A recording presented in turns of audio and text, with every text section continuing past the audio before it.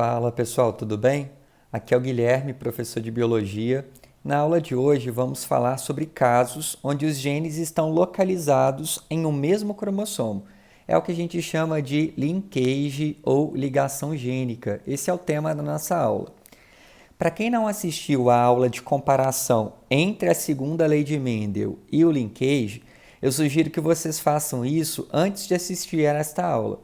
Só lembrando que lá na genética de Mendel, ele analisou genes que estavam localizados em cromossomos diferentes.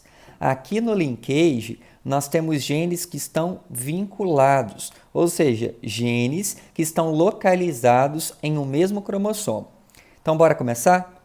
Bem, eu coloquei aqui para vocês uma célula que apresenta dois cromossomos simples, onde o gene A está localizado no mesmo cromossomo que o gene B e o gene Azinho do lado de cá, então Azão e Bzão no mesmo cromossomo, Azinho e Bzinho também estão localizados no mesmo cromossomo. Esta célula aqui, com dois cromossomos simples, quando for se dividir, quando for fazer meiose, primeiro ela irá duplicar o seu material genético. Isso acontece lá na fase de preparação para a divisão, chamada de intérfase, de maneira mais específica na fase S da intérfase. Então aqui nós temos uma célula com dois cromossomos simples e após ela se preparar para dividir lá na fase S da intérfase, duplicar o material genético dela, vai passar a ter então dois cromossomos ainda, porém agora esses dois cromossomos estão duplicados. Quando esta célula aqui entrar na meiose, pode ocorrer um processo chamado de crossing over. Poxa, Guilherme, mas o que é isso? Olha esse esqueminha que eu fiz aqui para vocês. Aqui nós temos um par de cromossomos, dois cromossomos pareados, um do ladinho do outro, e reparem que eles trocam segmentos de DNA entre si. Essa troca de material genético entre cromossomos homólogos nós chamamos de crossing over ou permutação. Aqui a gente vai ter então o produto final deste crossing. Reparem que nós temos dois cromossomos que apresentam cromátides, que são os braços do mesmo cromossomo. Então eu tenho aqui um cromossomo com uma cromátide original, que eu coloquei aqui em azul, e eu tenho uma outra cromátide recombinante. A mesma coisa vai acontecer do lado de cá. Nesse cromossomo aqui eu tenho uma cromátide original, uma cromátide recombinante.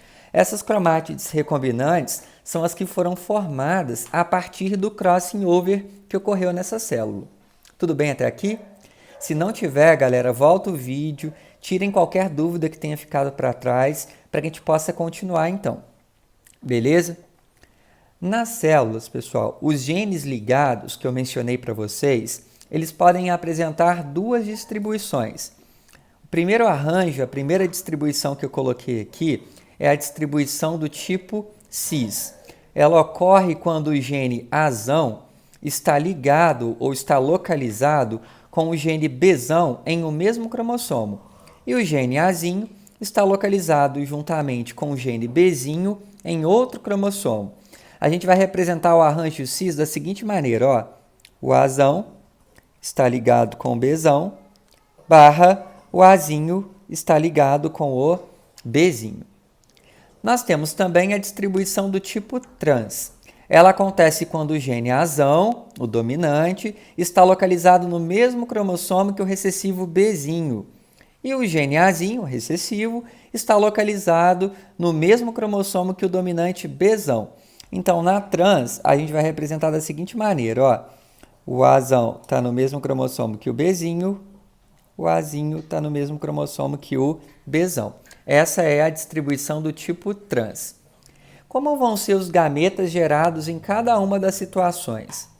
Na distribuição do tipo cis, se não ocorrer crossing over, nós vamos produzir nessas células aqui, quando os cromossomos forem separados lá na meiose, dois tipos de gametas apenas. Gametas Azão-Bzão, sem crossing over, tá? E gametas Azinho-Bzinho. Agora, nesta mesma célula, caso aconteça o crossing over, poderão ser produzidos 4 tipos de gametas.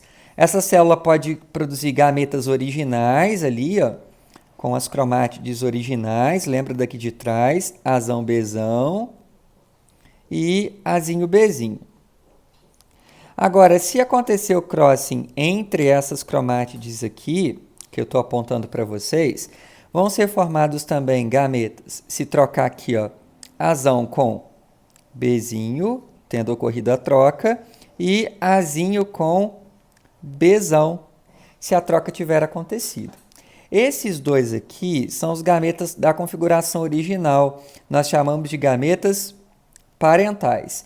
E esses dois aqui vão ser os chamados gametas recombinantes. Aqui em cima, na conformação ou configuração trans, caso não aconteça crossing over, vão ser formados então gametas Azão Bzinho e gametas Azinho Bzão, na configuração original, beleza? Se ocorrer o crossing over entre essas cromátides aqui que eu estou apontando a setinha para vocês, se a troca acontecer aqui, o Bzão vem para cá, o Bzinho vai para lá, crossing over, troca de material genético, eu vou ter então gametas Azão Bzinho, essa cromátide aqui se manteve. Do lado de cá, Azinho Bzão, considerando essa configuração aqui no cromossomo, e tendo acontecido o crossing over, a gente vai ter Azão com Bzão agora, porque o Bzão vem para cá, e Azinho com Bzinho. Esses dois, então, na configuração trans, são os parentais, e esses dois de cá são os chamados gametas recombinantes. Só lembrando, galera, que lá na segunda lei de Mendel são produzidos 4 tipos de gametas com 25% de chance de cada um deles. Aqui só vai produzir 4 tipos de gametas caso aconteça crossing over e a proporção desses gametas ele vai mudar. Tudo bem? Não é sempre que as células vão realizar crossing over quando estiverem passando por meiose. Então isso tem que ser levado em conta. Agora, a gente consegue definir a localização dos genes dentro de um cromossomo. É o que chamamos de mapeamento genético. A unidade usada para medir essa distância é chamada de centimorgans, ou morganídeos, ou unidades de recombinação. Tudo bem? Para medir a distância entre os genes, basta vocês considerarem a taxa de crossing over que ocorre ali naquelas células, na formação dos gametas. O quanto de crossing está acontecendo? Agora eu pergunto para vocês, não é o crossing over que determina o quanto de gameta recombinante vai ser formado? Sem crossing over, não tem gameta recombinante. Então basta vocês descobrirem em uma questão qual é a taxa, qual é a porcentagem de gametas recombinantes formados para a gente saber qual é a taxa de crossing over. Então a taxa de crossing over corresponde então à taxa de gametas recombinantes. Então pode ser que a questão te dê direto a taxa de crossing over, ou pode ser que ela te dê a taxa de recombinantes, o quanto de gametas recombinantes foi formado, para que você descubra então qual é a taxa de crossing over. De maneira simples, em resumo, a gente pode dizer então que a taxa de crossing over vai corresponder à taxa de recombinantes, que por sua vez me dá a distância entre os genes. Então vamos fazer um exemplo aqui juntos, tá? Considere 2 pares de genes.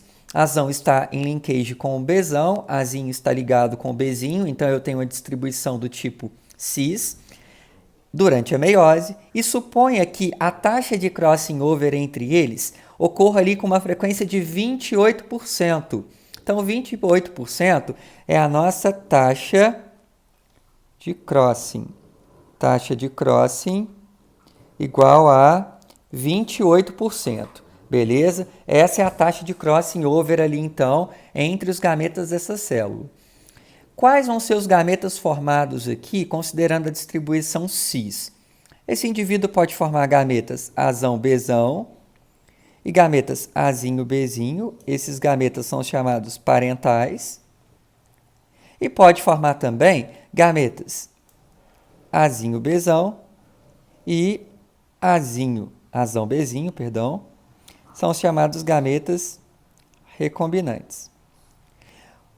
taxa de crossing não é de 28%? Então, 28% é a quantidade total que eu tenho de gametas recombinantes. 14% de azinho Bzão e 14% de azão Bzinho. Então, encontrei a frequência dos gametas recombinantes formados. Beleza? Me sobram aqui 72% que vão corresponder à minha taxa de gametas parentais, sendo 36% azão Bzão e 36% azinho Bzinho. Se a gente somar tudo aqui, 72 com 28, a gente chega na totalidade de gametas gerados ali. Tudo bem, galera? Espero que vocês tenham entendido, tenham gostado. Assistam novamente, tirem todas as dúvidas e a gente se encontra em breve. Grande abraço!